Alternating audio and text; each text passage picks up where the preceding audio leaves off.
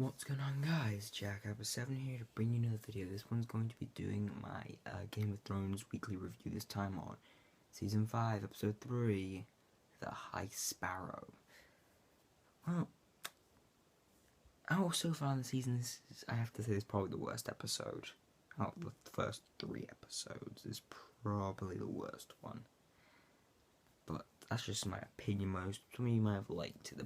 Thought it was the best episode so far this season, but I just think it was a bit too slow for me. Like, we had a lot of character development, we had a bit of excitement, but it was a bit slow, a bit too slow, and the pacing was slow. So, what do we open up with? We could see a bit about, we could see where Arya's at in the House Black and White. We could see what the main room in there, while she's sweeping, and it's a nice atmosphere, very mysterious. I really want to know more, but the storyline just doesn't grip me. But I want to know more. I want to see a bit more about what happens with it. Maybe a bit more needs to be done with it, but it's just not gripping me, that storyline. It's not, the big storyline I want to see. Because Arya, I like the character, but she's not my favourite character. This title belongs to Tyrion, Sansa, Marjorie, and probably go with Jon Snow as well. Those are my 4 favourite characters. So yeah, it's really mysterious, but the storyline's just not gripping me. Then we move on to one of my favourite characters. Marjorie's getting married again. Yay, wedding! Game of Thrones wedding. This time no poison though. This time no death at the wedding. It's not a Game of Thrones wedding. This time it's an actual wedding. Marjorie marries Joffrey's little brother Tommen. King Tommen, the first of his name. It's a bit weird though. You just married Joffrey, he died, then you go marry his little brother. It's a bit weird. Oh well. And really, the wedding seemed pretty good. Tommen's happy. Marjorie seems happy, but she's very good at hiding her emotions. She's very good at acting. And then go straight to the bed scene. They're having sex. Yes. Yes, they consummate the marriage, as they say. I think it's consummate. I don't know, guys. I don't know. I'm really sorry, but I don't know. But I think it's been some quality time together. They talk a lot, and they seem like a good match. They work. They click. Not a big click, but they click enough to be able to work, and not hate each other. So yeah. Then they get into the deep stuff where, like, Tommen's saying that his fortune, he got to marry the most beautiful girl in the world, he said, and he's king, all because his brother died. And he doesn't feel guilty about it. That's why it's strange. You shouldn't, your brother was an ass. I don't know why you would feel guilty. Your brother was an asshole and now you're king. And you've just married, as you say, the most beautiful girl in the world. Why would anyone feel guilty for that? That's just me. I'm kind of heartless like that, but I wouldn't feel guilty. I'd be like, boo, I've hit the jackpot. Why can't somebody poison him sooner? And staying on that scene, Marjorie also convinces Tommen to try and convince his mother Cersei to return to Castle Rock for good. So Marjorie twists it, saying that if Cersei's here, she's never going to let him out of sight, and Tom wants to be free. And then, but Cersei says she wants to stay with her family. That's just the first 2 scenes, and it was a whole page. He likes sticking for Marjorie and Cersei. There was a lot of scenes with Marjorie in it. Marjorie was a big concentration at the start of the episode. I really like that story, and the storyline's going well. But Marjorie and Cersei have like a awkward conversation, but Marjorie wins the battle. Like, Marjorie is playing Cersei like a violin. Marjorie is pulling the strings. It's just so funny to watch Cersei get beat at her own game.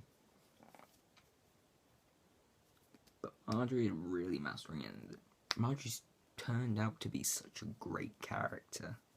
Really enjoying watching her as she grows this season, because I did get to watch a bit of season 4.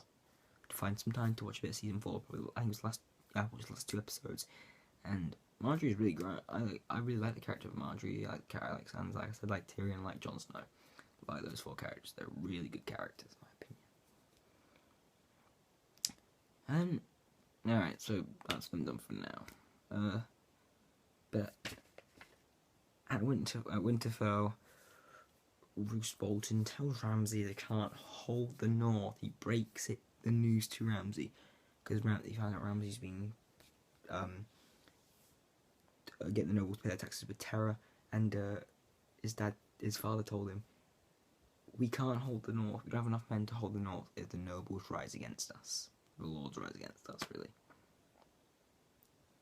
So they've got to try and play this really safe, or they're not gonna hold the North for much longer.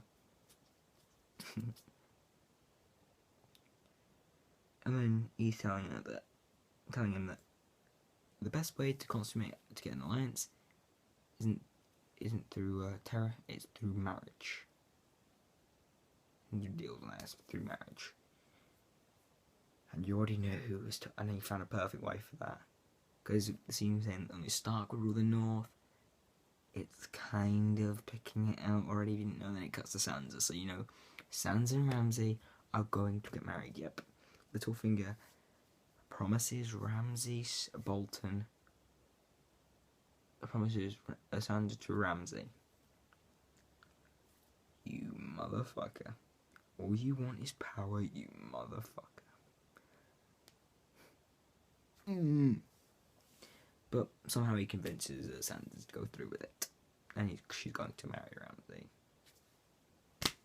Ramsay. All he wants is power, and I don't understand how he gets away with it. Why would you trust him when he's the reason your dad's dead, your father's dead, he's one of the reasons. And he just can't be trusted. Why would you trust him? But yeah, you cut away from that then. And you go into Jon Snow, like in these ones, they're going to my favourite characters, they're just like, yeah, we're just gonna give you all your favourite characters in loads of scenes in a row. Except Tyrion, we don't give you Tyrion to the end, we only give like one scene Tyrion. Get some Tyrion love in there. And we're seeing Jon still refuses to fight by Stannis' side. He refused to fight Stannis' army for the North and back for the Seven Kingdoms. I should have done a topic video on this, but oh god, if I did, I was gonna say, why not just fight to get your family's revenge? You can stay in Castle Black afterwards, just get your family's revenge, please. But than that, then this thing stands to steward or something. Bodyguard gets tells Jon, you're not fulfilling your vows staying at Castle Black because you are the shield for the realm of men. Protecting the realm of men here. To protect the men, people of the Seven Kingdoms, you're not going to be doing that the best. They need your help on the field of battle, fighting for the Seven Kingdoms, not fighting at a frozen castle on the edge of the earth, edge of the world. And then bye-bye, Jon Snow. Bye-bye. And then Arya comes to the fact that she has to throw her stuff away to continue her training. We'll go back to Arya. Arya's gonna have to throw stuff away to continue her training. I'm a faceless man. And she mostly does it. She gets her clothes, the silver, everything else. She has the sword. She can't do it. She can't get rid of her sword. And so she hides in the rocks, and it's a really touching scene. Like, Jesus Christ, I felt it. I really did feel it. It was a really, really well worked scene. Just the music in the background, and the actress's acting was purely amazing. Really good scene. It made me like Arya a bit more. And made the storyline, like I said at the start of it, because I don't want to spoil the review or anything, but that's one thing that made the story a bit more gripping and a bit more interesting to watch. That happened, but still the storyline's not gripping. Then we cut back to Jon, which I don't see a point of. Jon's hanging out his duties and makes Sir Alistair, his rival Sir Alistair, First Ranger. Well done, John. Pacify your rivals. That's smart. He's good at politics. And then hands Lord Janus some random fort, which is out of commission. He refuses. Lord Janus refuses, and is sentenced to death. So Alistair is Lord Janus. Lord Janus and Alistair are like allies or something, and so Alistair just steps aside and lets their watchman take him away. And John executes him. Just executes him. Off with his head with a sword. And that's it. That's John's part. Back to King's Landing. Cersei, the High Sparrows are getting out of control now. They took the High Priest, or whatever his name is, and whipped him in the street naked. Cersei goes to speak to him. Cersei's apparently executed the High Priest. I think it was prisoner, I can't really remember. And she gave the High Sparrows fanatic group a force. They gave them authority, made them an army. Why? Cersei, why? Oh, come on. And gives them permission to arrest Marjorie's brother, because you've got some stupid rivalry with Marjorie. Marjorie finds out, tells Tommen, who's angry at Cersei, and she points the finger at the High Sparrow, so Tommen goes to the High Sparrow, and he's praying, and instead of fighting, Tommen orders the retreat. When Tommen could have easily just cleared them all out. So basically it's just Cersei and Marjorie playing politics games together, and Tommen's just caught in the middle.